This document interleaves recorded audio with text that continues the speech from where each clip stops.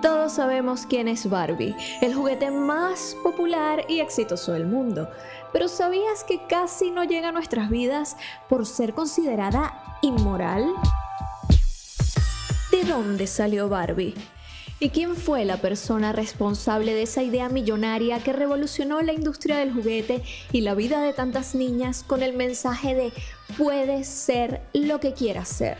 Desde su creación en 1959, Barbie se ha convertido en mucho más que una simple muñeca. Con su visión innovadora y su capacidad para adaptarse a los cambios culturales, dejó una huella imborrable en la sociedad y en la vida de sus creadores.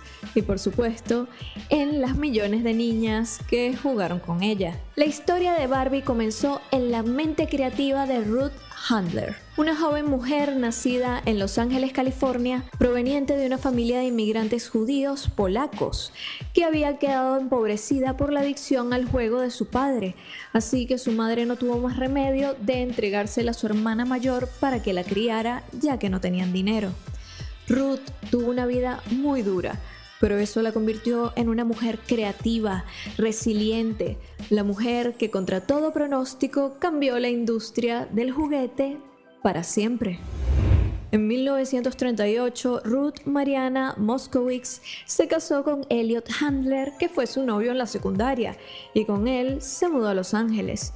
En esa época, Estados Unidos estaba viviendo una época de bonanza. Había pasado la Segunda Guerra Mundial y la gente estaba feliz, casándose, teniendo hijos y obviamente a esos hijos querían darles solo lo mejor, porque podían. Y eso incluía los juguetes. Ruth había convencido a su esposo, que había hecho los muebles de la casa de ambos con unos nuevos tipos de plásticos llamados Lucite y Plexiglas, de que abriera una mueblería y los vendiera. Así que lo hizo.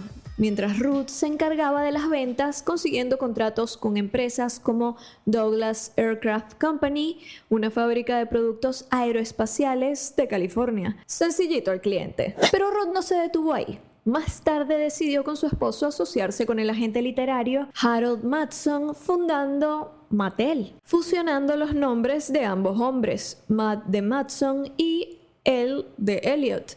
Por supuesto que el nombre de Ruth quedó por fuera, porque en ese tiempo no era el lugar de una mujer fundar una compañía, y mucho menos manejarla.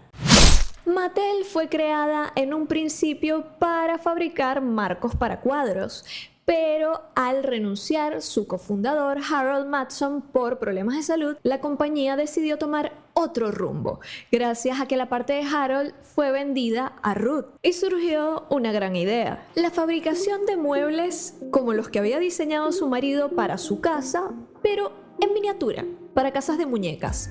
Y esos muebles se diseñarían con la madera sobrante de los marcos. Eso quiere decir que nada se desperdiciaba.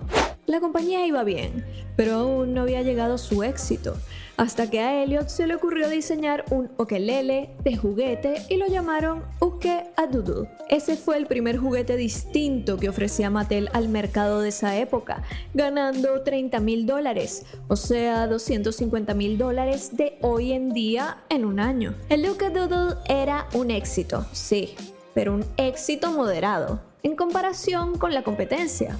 Hasbro, que había pasado de vender cajas de lápices a convertirse en una compañía millonaria, gracias a su gran invento, el señor cara de papa. Un juguete simple y económico que le dio a los hermanos Hassenfeld y a su compañía familiar $4 millones, que equivalen a $39 millones de hoy en día, solo en su primer año en el mercado. Lo mejor del señor cara de papa era que realmente lo podías hacer con cualquier cosa que te sobrara en la nevera. Y aunque la gente no estaba muy a favor de desperdiciar comida, como resultaba tan barato, pues que juegue un ratico, después nos comemos la papa igual. En la industria del juguete había mucho dinero, tanto que los Handlers solo necesitaban una idea que lo cambiaría todo.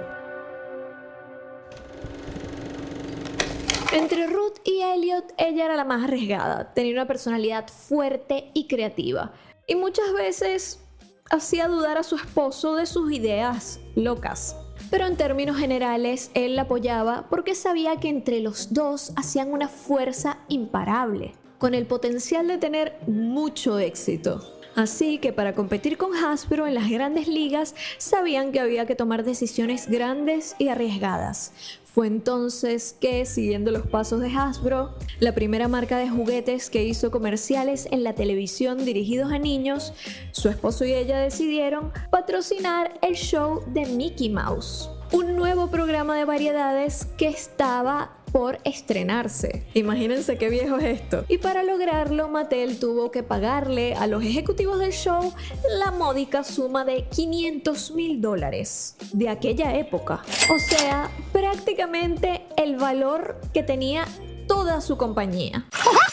Y a cambio, su marca tendría publicidades cada 15 minutos dentro del programa, publicitando un rifle de juguete llamado Burn Gun. El riesgo era enorme promocionarse en un programa que ni siquiera habían estrenado y que ya era carísimo, con una estrategia que nadie había probado antes. A diferencia de Hasbro, que promocionaba sus juguetes en diciembre, esta fue la primera vez en la historia que apareció un juguete para niños publicado en televisión estadounidense fuera de la temporada navideña. ¿Qué podría salir mal?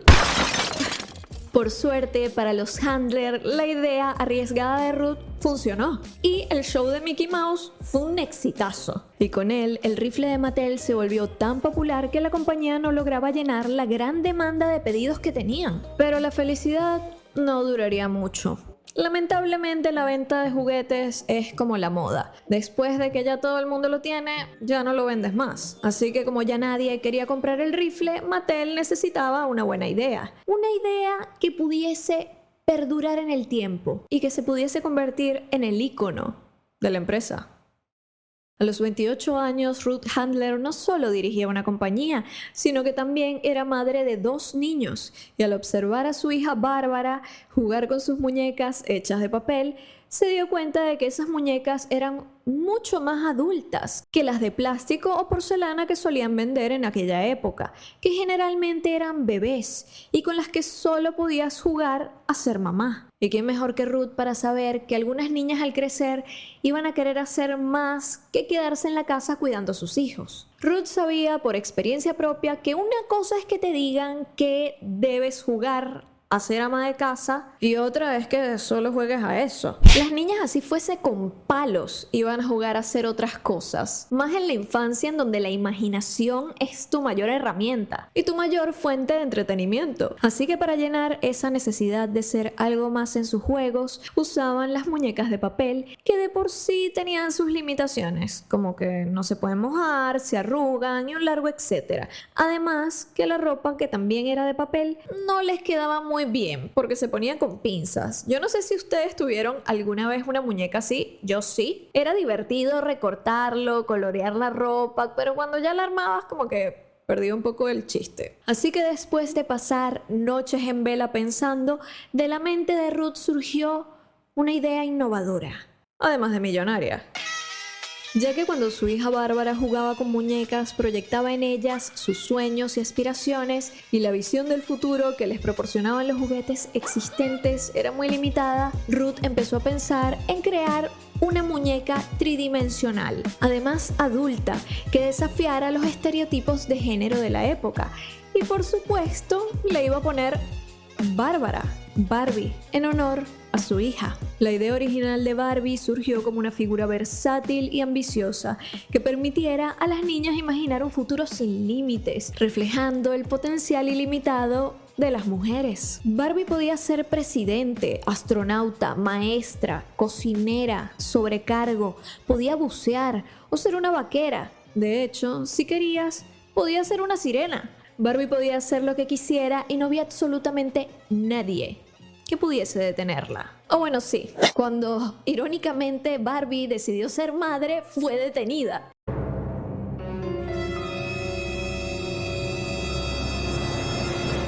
Pero eso es una historia para otra ocasión, para otro video. Ey, pero no tan rápido, Ruth, que no todo el mundo está de acuerdo con tus ideas locas. Al presentarle la idea a su esposo, él le dijo que los padres no comprarían a sus hijas una muñeca con una figura voluptuosa, Además, entre ustedes y yo, que una mujer pudiese ser cualquier cosa no era algo que estuviese de moda en aquella época. Pero como la vida es así y lo que es para ti se te pone enfrente, durante unas vacaciones en Europa, específicamente en Suiza, Ruth vio exhibida en una vidriera la muñeca Lili, un personaje salido de una tira cómica alemana del tabloide Bild-Zeitung. Esta tira cómica era más un asunto de adultos.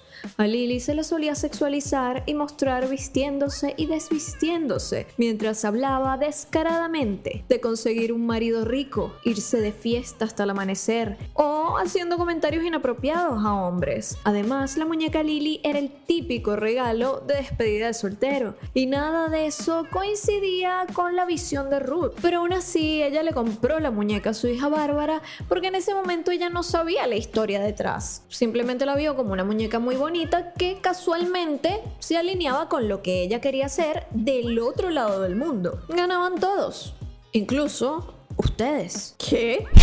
A diferencia de Ruth, ustedes no tienen que irse al otro lado del mundo para ver qué pasa por allá, qué ideas pueden inspirarlos o simplemente ver todo lo que los demás pueden ver y nosotros no. Ustedes pueden viajar a otros mundos sin moverse de su casa gracias a NordVPN, que al igual que las mujeres en las que se inspiró Barbie, tiene un potencial ilimitado para entretenerlos y además protegerlos. Pero, ¿por qué les estoy hablando de NordVPN? ¿Acaso es el sponsor de este video? Claro que sí. Por supuesto. ¿Pero qué es un VPN y por qué tiene el potencial de ser tan revolucionario en sus vidas como Barbie? Una VPN es una conexión privada a la que accedes bajándote su app en el teléfono o en todos tus dispositivos. Yo la tengo en el iPad, en la compu y en el teléfono. Básicamente lo que hace es cambiar la dirección IP, que es la dirección de tu computadora, de tu celular, de la conexión de donde te estés conectando, para hacerle pensar al internet que te estás conectando desde otra parte del mundo y así poder acceder al enorme catálogo que tienen plataformas como Netflix, HBO, Prime Video, Disney, al que no puedes acceder porque no está disponible en tu país, pero está ahí, está oculto. Y si está ahí, ¿por qué yo no puedo verlo? Protesto. No quiero tener que contratar 1000 plataformas sabiendo que la serie que quiero ver está en la misma plataforma que ya tengo. Quiero poder usar esa plataforma que tengo al máximo. Así que lo que hago es abrir la app y conectarme a cualquiera de los países que están por acá. Es súper fácil. Por ejemplo, yo vi Hechiceras conectándome a el Reino Unido. NordVPN no solo te va a dejar ver el contenido que quieras, en donde quieras, sino que también te va a proteger de que te roben tus contraseñas y tus datos cuando te conectes a Wi-Fi públicos. Por ejemplo, en tu café favorito, en el aeropuerto, en la calle. El otro día me hackearon PayPal y fue horrible. Afortunadamente me comuniqué con ellos y resolvieron el problema, pero si yo hubiese tenido mi VPN activado, no me hubiera pasado. Además, cuando viajas es más cómodo porque virtualmente sigues en tu país, así que no tienes que hacer 800.000 verificaciones para entrar a tus cuentas. Puedes abrir páginas que no abren en ciertos países y bueno, tiene un montón más de beneficios que pueden ver en su página. Gracias a todas esas ventajas y a muchas otras que tiene esta pequeña gran app azul, NordVPN y yo decidimos hacerles un regalo. Con mi link que sale en pantalla pueden acceder a esta oferta exclusiva. Comprando el plan de 2 años, que el precio es una ganga, son $3 al mes más o menos, les dan 4 meses de regalo. Además, si lo compras y no te gusta, pues tienes 30 días de prueba en donde te devuelven el dinero. ¿Qué más se puede pedir? Consigue NordVPN con 4 meses gratis, el enlace está en mi descripción. Cuando los handlers llegaron de ese viaje, Ruth se puso manos a la obra y decidieron modificar la muñeca y llevarla más a la imagen que Ruth tenía en la cabeza. Y por eso la llevó al departamento de diseño de Mattel y pidió específicamente que entre esos cambios la muñeca tendría que ser actual y realista, con una vestimenta bonita, como si fuese una vestimenta para una persona real. Después de todo, Ruth había estudiado diseño en la universidad y ella no iba a sacar una muñeca fea, y mucho menos mal vestida. Y no se quedó solo con eso. Ruth contrató un psicólogo para hacer pruebas en las madres a ver si el juguete funcionaba. y esto era algo que no se solía hacer con los juguetes de la época. Así que otro punto para Ruth por la innovación. Dentro de ese grupo, Ruth vio de primera mano que las madres no aceptaban a la muñeca. De hecho, más allá de no aceptarla, la rechazaban diciendo que parecía una siendo más apropiada para sus maridos que para sus hijas. Sin importar las críticas y las reservas de todos, incluido su esposo, en 1959 Barbie hizo su gran debut en la Feria de Juguetes de New York. Ruth estaba nerviosísima, y es que si esto no funcionaba, Mattel habría perdido muchísimo dinero y además tiempo. Habían invertido 3 años en desarrollar Barbie y $1 millón solo en publicidad. Pero lo hecho estaba. Así que con todo y miedo, Ruth decidió presentar a Barbie. Específicamente a Barbie Teenage Fashion Model, o en español Barbie modelo de moda adolescente, en la Feria de Juguetes de Nueva York en su versión rubia y castaña. Allí Barbie fue vista y evaluada por distintos distribuidores, recibiendo un rechazo masivo. A Ruth le dijeron que estaba loca y quedó con el corazón destrozado. Más adelante en una entrevista, su esposo diría que fue una de las pocas veces que la vio llorar. Pero después de tanto esfuerzo, ¿ustedes creen que Ruth se iba a quedar con un no como respuesta, con el argumento de que las madres no iban a comprarle un juguete inmoral a sus hijas, solo porque tenía pechos? Y allí fue cuando Ruth decidió hacer una apuesta enorme. Arriesgándolo todo, Mattel decidió redoblar el presupuesto de la publicidad a $2 millones, llevando la muñeca directamente a las casas y a los ojos de las niñas, que se enamorarían y se la pedirían a sus madres. Y eso fue exactamente lo que pasó.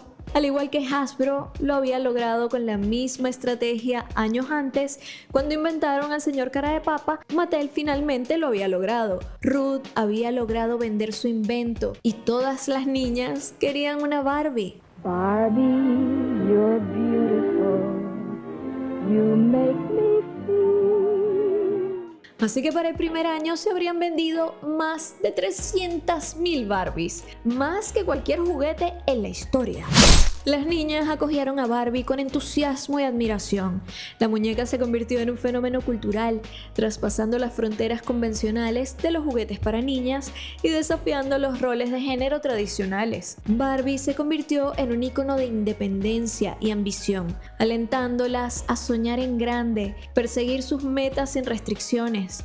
Costaba $3. $3 de los de antes igual. Aún así, el verdadero negocio era comprarle la ropa, los accesorios, todas esas cositas que te venían por separado. Y ustedes dirán, ¿y no era más fácil fabricar a Barbie sin pechos? Y ya. No, esa no era la visión de Ruth. Ruth quería que Barbie tuviera pechos. Para ella era muy importante, porque cuando ella era niña, tener pechos era símbolo de ser una mujer grande, adulta. ¿Y recuerdan todo ese asunto de fabricar muebles para las casas de muñecas? Bueno, la compañía llevó esa idea más allá, y así nació la casa de ensueño de Barbie, y desde su invención no ha parado de producirse y venderse como pan caliente.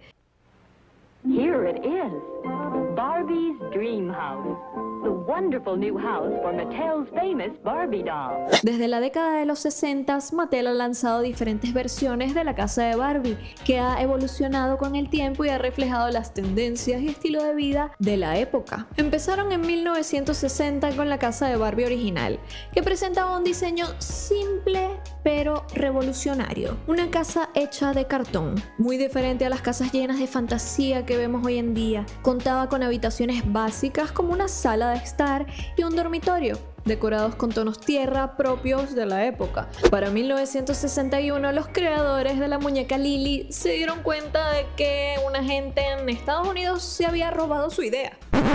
Así que demandaron a Mattel, y ante la posibilidad de perder porque la copia era muy obvia, después de 2 años de juicio, en 1964, Mattel decidió resolver las cosas en el idioma universal: el dinero. Comprando los derechos de la muñeca Lily, que hasta entonces solo había vendido 130.000 copias. por $21.600. Tanto la Barbie de esa época como Lily hoy en día son objetos de colección que valen mucho dinero. Y para 1967, Ruth recibió el premio Silver Cup del periódico Los Angeles Times, que la declaró Mujer del Año por su visión de negocios. En los años siguientes, digamos que a Barbie le fue muy bien en la vida y se mudó a la casa de sus sueños, a la que bautizó como Barbie Dream House. Esta casa se expandió y adquirió nuevos elementos y su característico color rosa, convirtiéndose en un ícono con su diseño espacioso, accesorios detallados, que añadía un toque de lujo a su vida y al imaginario de las niñas que podían jugar con ella. Con el tiempo, Barbie se dio cuenta de que mantener una casa tan grande era una pesadilla y dijo, es hora de modernizarse. Y se adaptó a las tendencias contemporáneas y a las expectativas de las niñas de la época, mudándose a una casa menos pomposa, pero aún así divertida.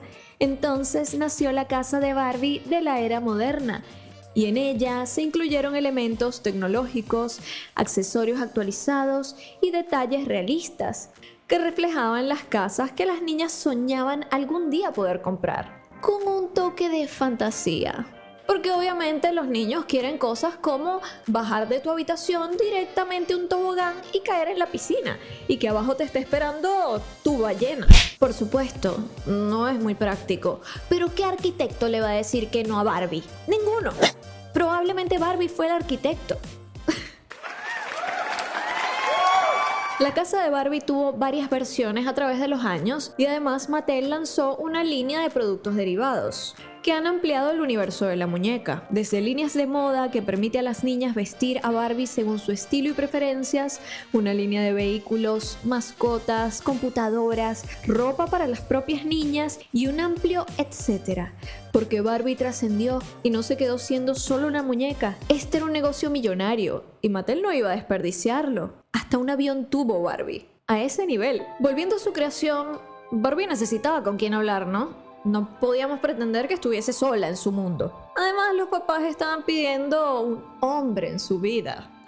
Por supuesto. And then it happened. She met Ken. And somehow she knew that she and Ken would be going together. So now Mattel brings you Ken, Barbie's boyfriend. Y así fue como en 1961 nació Ken, bautizado así en honor al hijo de los Handler, llamado Kenneth. ¿A qué edad se enteraron que Ken es el diminutivo de Kenneth?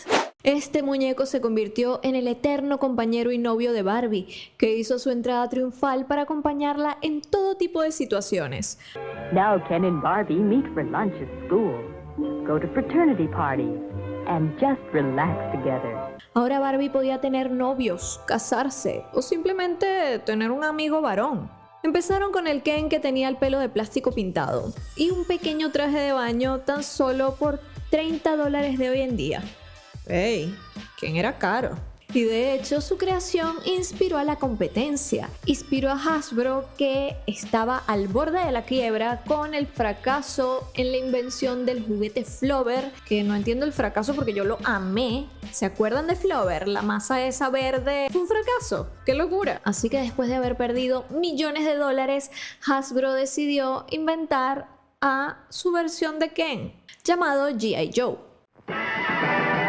G.I. Joe, G.I. Joe, fighting man from head to toe. Porque obviamente los varones no iban a jugar con Ken. Ken era una muñeca. Iban a jugar con G.I. Joe, un tipo rudo, un tipo que tenía una cicatriz y todo. G.I. Joe no era una muñeca, era una figura de acción. Mattel, que alguna vez fue una pequeña compañía, ahora era la número 1. Y Hasbro tomaba inspiración de su nueva competencia para salvarse.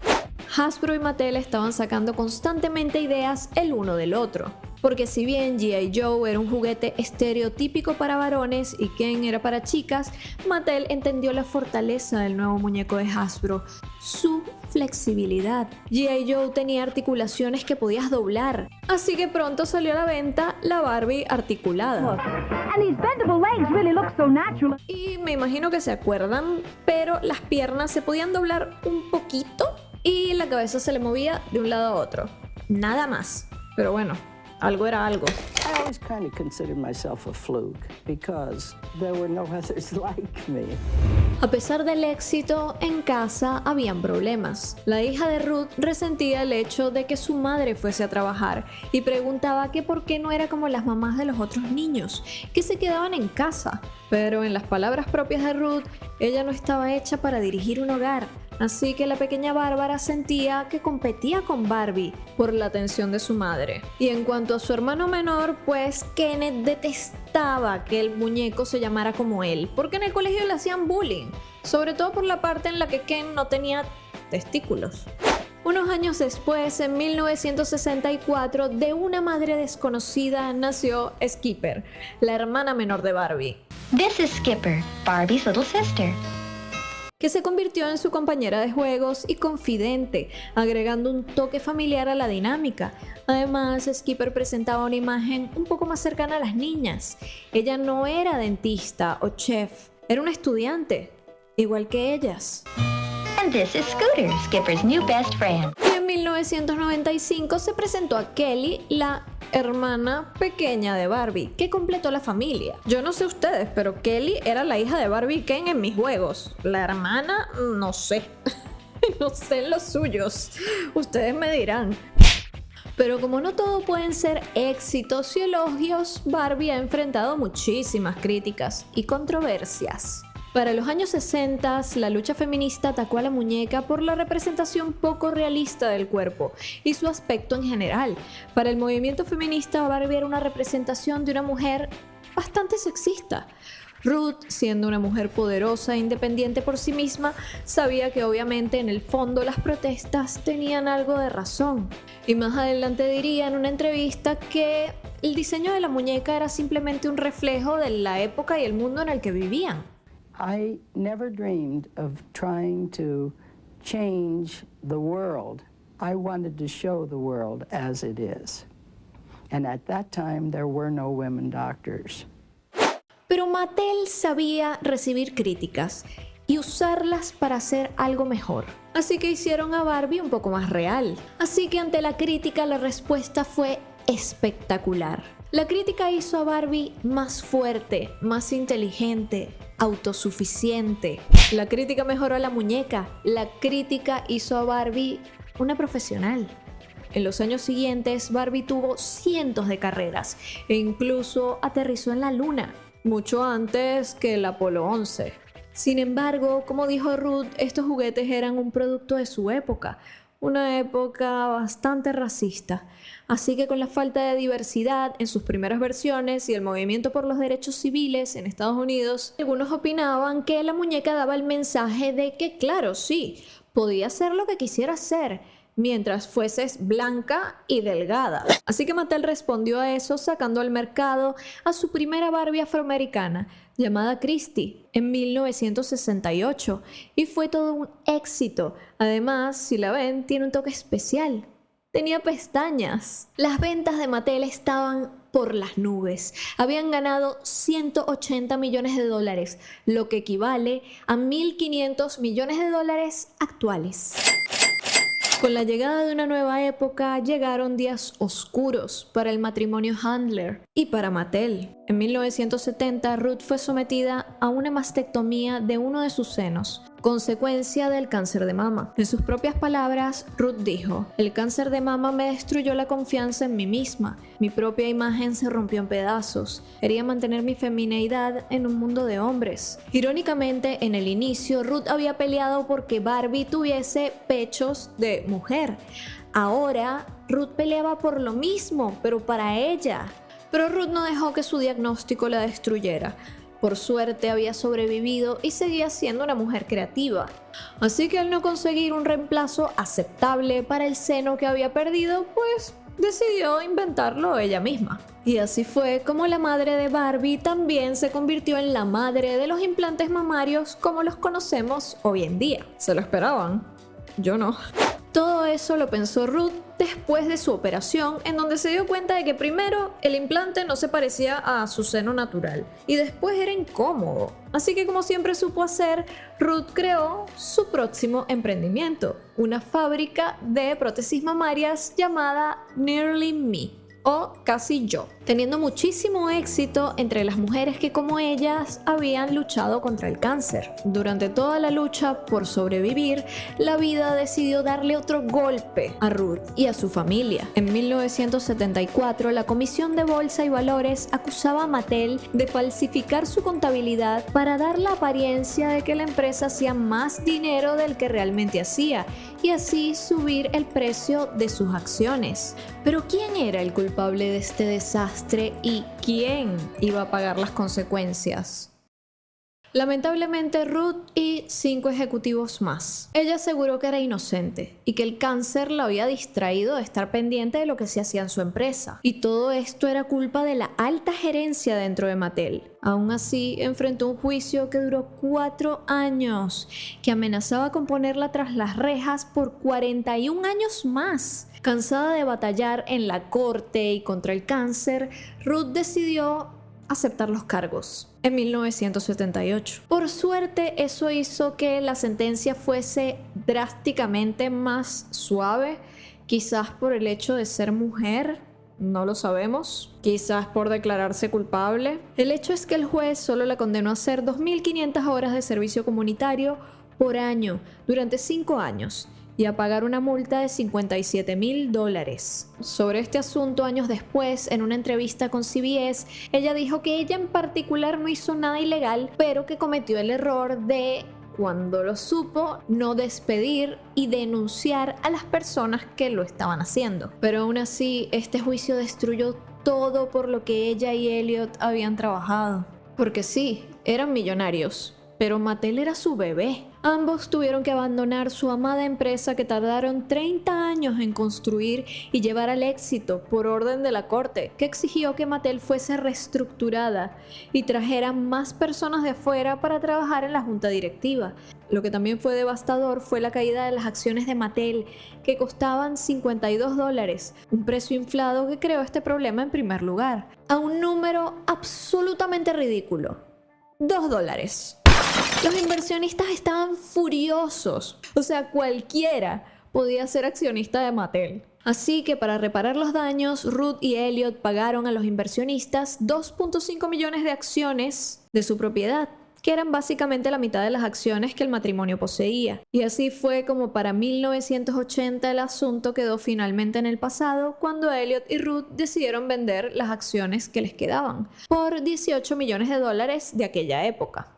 Y como la vida sigue y Mattel siguió sin ellos, para 1987 nació la línea de Barbies más icónica de los 80s, llamadas Barbie and the Rockers, una línea en la que Barbie era cantante y competía directamente con la muñeca Jem, que había sacado Hasbro para competir con Mattel. Barbie and the Rockers vino acompañada por la primera película animada de Barbie en 1987, Barbie and the Rockers Out of This World, y además te venía con un cassette con las canciones. Para 1989 la vida seguía siendo durísima con Ruth, así que por cáncer, de nuevo, perdió su otro seno. Así que decidió que ya era momento de tomarse un descanso y relajarse, así que vendió su compañía Nearly Me, que sigue hasta hoy en día activa porque fue comprada por la empresa Kimberly-Clark. Pero aún así sigue siendo vocera y yendo a charlas para ayudar a las mujeres que están pasando por el proceso por el que ella una vez pasó. En los años siguientes llegaron cientos de Barbies basadas en celebridades, vestidas por diseñadores. Un ejemplo icónico de esto fue la colección de Barbie Baywatch, inspirada en la exitosa serie de los 90s. Estos muñecos representaban atuendos y accesorios característicos de los salvavidas de la serie. Además, había un jeep, una lancha, una moto de agua, una tabla de surf que si le dabas cuerda se movía en el agua, brindando a las niñas la oportunidad de sentirse dentro de ese mundo y jugar a salvar gente en la playa. En 1992, Barbie dio un salto a la televisión, pero no un salto como ustedes creen. Fue medio raro. Crearon Barbie Baila, una serie de videos de ejercicios de VHS en donde las niñas bailaban siguiendo pasos de una instructora, pero no con la intención de aprender a bailar, sino de ejercitarse, algo que las niñas no tienen como prioridad. La verdad, aprender a bailar suena más divertido y te ejercitas igual. rara esa decisión del equipo de marketing. Si hablamos de Barbie, probablemente se nos venga a la mente el característico color rosa. Desde sus primeras versiones hasta la actualidad, el rosa ha sido un elemento clave en el diseño de Barbie y sus accesorios. Tanto es así que generalmente en la cultura pop se usa para representar a mujeres hiperfemeninas, generalmente ridiculizadas en películas o en la vida real por ser tontas. Hoy en día podemos decir que el rosa Barbie ha tomado otro significado con el Barbiecore, un estilo que hemos visto los últimos 2 años en todas partes. Las mujeres han abrazado la hiperfemineidad, demostrando que no les resta inteligencia o capacidades y no tienen nada de qué avergonzarse. En el 2001, Barbie subió la apuesta y llegó a un mundo totalmente nuevo, el de las películas, llevando sus aventuras a la gran pantalla con varias películas animadas.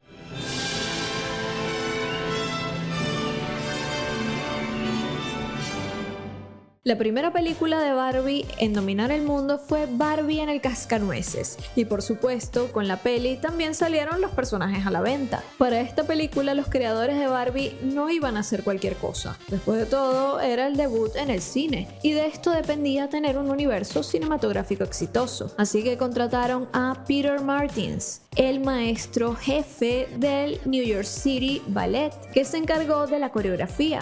La banda sonora de la película se basó en la partitura de Tchaikovsky para El Cascanueces y fue interpretada nada más y nada menos que por la Orquesta Sinfónica de Londres. Sencillito. Las secuencias de ballet de la película fueron grabadas con bailarines del New York City Ballet y animadas en computadora a través de una técnica llamada captura de movimiento. Con tanto trabajo y amor al proyecto, el éxito estaba casi garantizado y no se equivocaron. La película recaudó 150 millones en ventas totales y se vendieron más de 3,4 millones de DVDs tan solo en el 2002. Gracias, me gusta el dinero. Eso sin contar todos los DVDs piratas que vendieron en otras partes. El éxito fue tal que Mattel dijo: bueno, y sacaron 39 películas más. Barbie ha sido de todo. Ha sido un hada, ha buscado tesoros, ha tenido un Pegaso, ha sido una sirena y hasta la mismísima Rapunzel. Pero por supuesto, a Barbie lo que más le gustaba era ser una princesa. Y las pelis no solo le gustaban a las niñas en general, habían unos cuantos varones que las veían en secreto. Además, eran aprobadas por los padres porque estaban llenas de buenos mensajes. Y para 1997, Barbie se había convertido en un ícono tan grande que inspiró su propia canción, llamada Barbie Girl, de la banda Aqua. Eso sí, en la letra de la canción dice cositas un poco controversiales, como puedes peinarme el pelo y desvestirme donde sea. Así que algunos problemitas legales hubo por ahí con Aqua y Mattel. Con el nuevo milenio, el mundo recibiría tristes noticias. Ruth Handler había muerto de cáncer de colon a los 85 años y su marido, Elliot, moriría 9 años después, a los 95. No sabemos si los Handlers vieron las películas o estaban de acuerdo con ellas, pero lo que sí sabemos es que su sueño y su visión trascendió y vivió mucho más allá de ellos. Y a pesar de los problemas legales, Ruth jamás perdió el respeto del público. Ella siguió tratando de probarse a sí misma que era exitosa, cosa que a veces le costaba trabajo aceptar.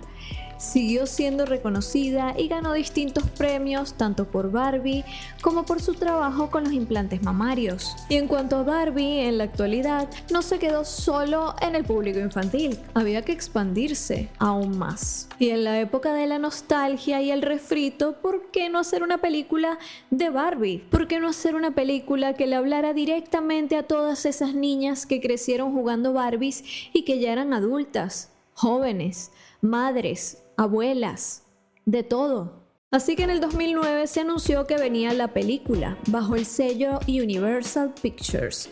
Luego, para el 2014, los derechos pasaron a Sony Pictures, en donde se hizo el guión y el casting. La película iba a ser dirigida por la actriz y comediante Amy Schumer, y a diferencia de lo que dicen las redes sociales hoy en día, Amy no iba a ser Barbie.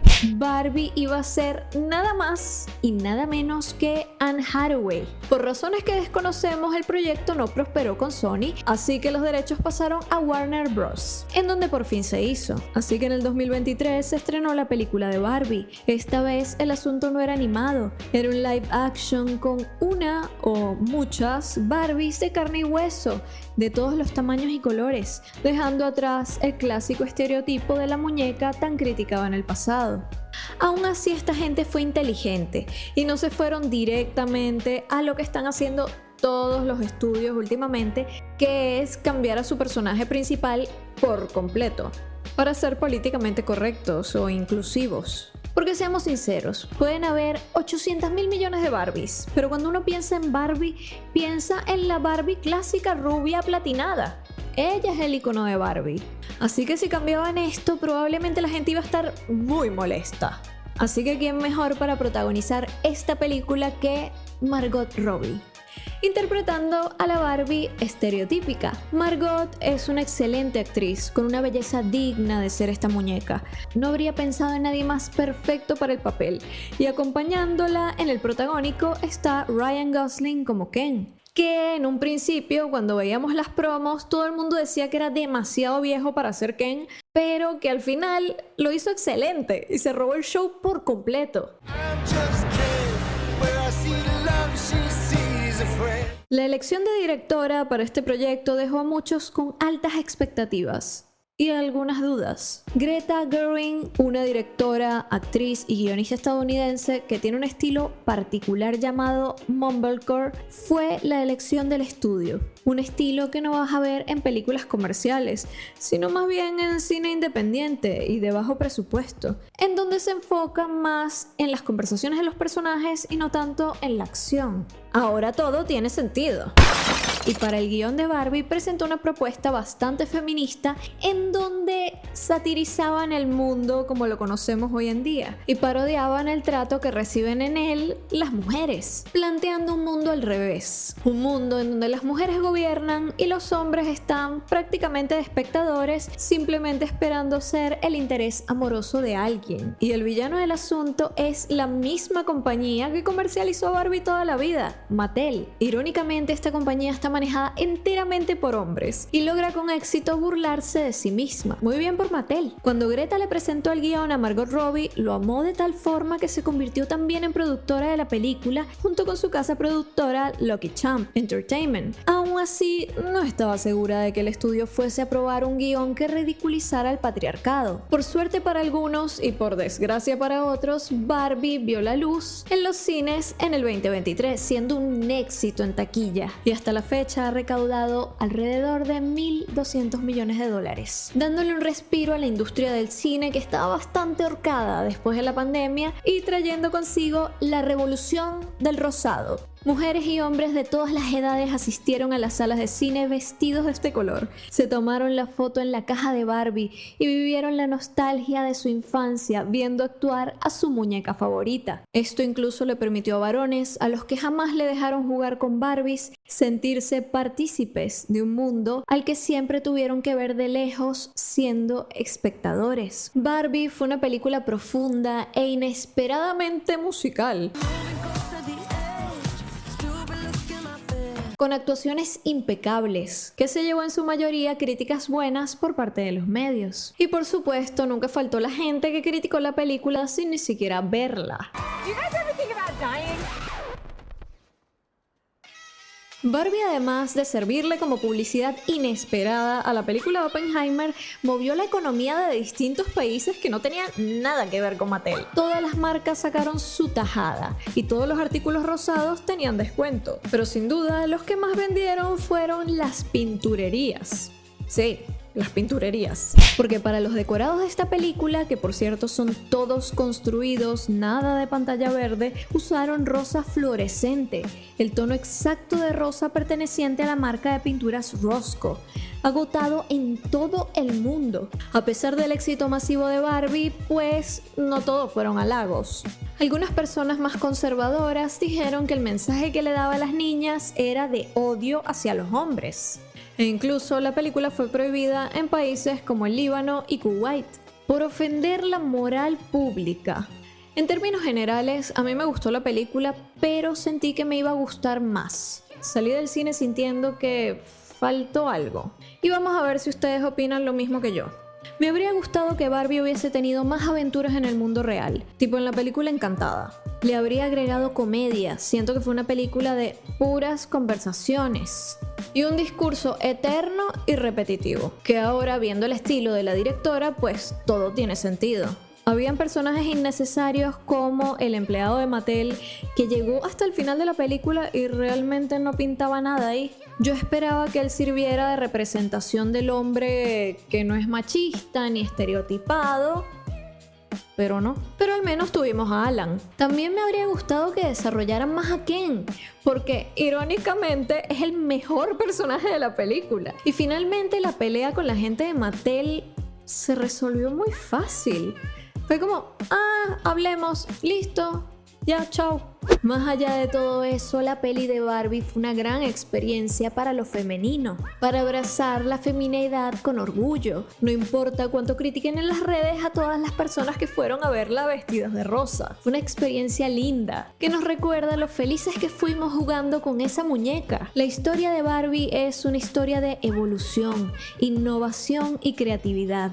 A lo largo de los años, Barbie ha sido más que una muñeca, ha sido una compañera de aventuras, un símbolo de empoderamiento para niñas de todo el mundo e incluso para su propia creadora, que dirigió una compañía siendo una mujer en una época en donde las mujeres debían quedarse en casa, que decidió enseñarle a las niñas que si querían podía haber algo más en el futuro que lo que les imponía la sociedad. Sus casas de Barbie y otras creaciones de Mattel han enriquecido la experiencia del juego, permitiendo a las niñas crear mundos imaginarios llenos de posibilidades, y su creación vivirá más allá de ella. Mattel, la compañía que con creatividad y esfuerzo Ruth y Elliot construyeron, que empezó vendiendo marcos, se convirtió en la compañía más grande de juguetes de los Estados Unidos, con presencia en más de 150 países, y tan solo en el año 2022 ganó $1.500 millones solo vendiendo su icónica muñeca, sin contar las ventas de otros juguetes exitosos como las cartas de Uno, Max Steel o las muñecas Monster High. Without the product, we'd have had nothing. He created the product, and then without the ability to take that product and get it to the marketplace, it would have been nothing. Together, it was everything. True synergism. Hoy en día Barbie viene en 22 tonos de piel, 94 tonos de cabello, 13 colores de ojos y 5 tipos de cuerpo, e incluso con síndrome de Down, para que cada niña se sienta incluida. Y Ruth Handler, su creadora, será recordada como la mujer valiente y pionera que tocó la vida de millones de mujeres de distintas maneras. Espero que les haya gustado este video, yo amé hacerlo, investigar toda la historia de Barbie y darme cuenta de que era mucho más interesante de lo que yo pensaba, fue genial. Y cuéntenme, ¿qué opinan ustedes de esta historia? Los leo en los comentarios. Ya saben que a mí me pueden seguir en todas las redes sociales como Dani Dos Santos y les recomiendo unirse a mi canal de difusión, que ahí constantemente estoy avisando todo. Saben que la mejor manera de apoyar este canal es darle like, suscribirse, darle click a la campanita y no se vayan sin ver alguno de estos videos, que estoy segura de que a alguno les va a gustar. Yo soy Dani Dos Santos, muchas gracias por ver. Bye bye. Chau chi.